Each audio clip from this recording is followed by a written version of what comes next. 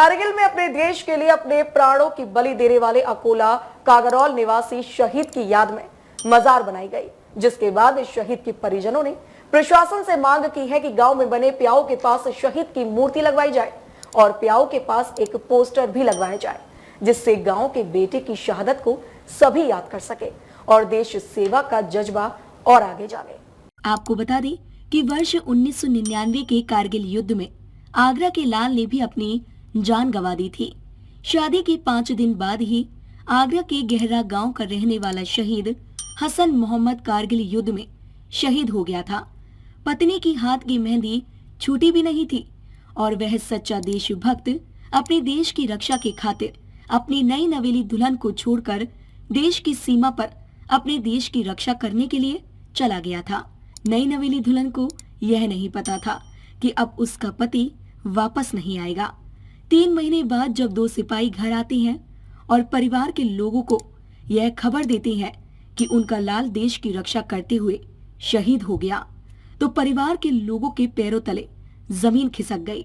वहीं उस नई नवेली दुल्हन के हाथों की मेहंदी अभी छूटी भी नहीं थी कि वह विधवा हो गई। देश पर शहीद होने वाले हसन मोहम्मद अपने घर में सबसे बड़े थे। उनके 2 छोटे भाई हैं। वहीं पिता ने पंचर की दुकान पर मेहनत कर उन्हें पढ़ाया लिखाया और देश सेवा के लिए फौज में भेज दिया।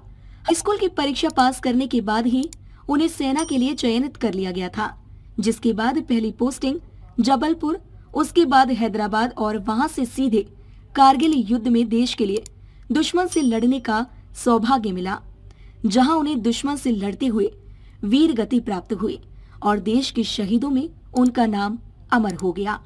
उनकी याद में आज भी परिजन सिहर उठते हैं, लेकिन देश के खातिर अपने प्राणों की बलि देने का गर्व भी परिजनों को सांत्वना जरूर देता है। शहीद के परिजनों ने प्रशासन से मांग की है कि गांव में बने प्याऊ के पास शहीद हसन मोहम्मद की मूर्ति लगवाई जाए और प्याऊ के पास एक पोस्टर भी लगवाया जाए, जिससे गांव और आसपास के लोगों और युवाओं में देश सेवा का जज्बा आगे और युवा पीढ़ी भी देश सेवा के लिए आगे आए, अपने देश की खुशहाली के लिए कुछ कर गुजरने का जज्बा दिखाए।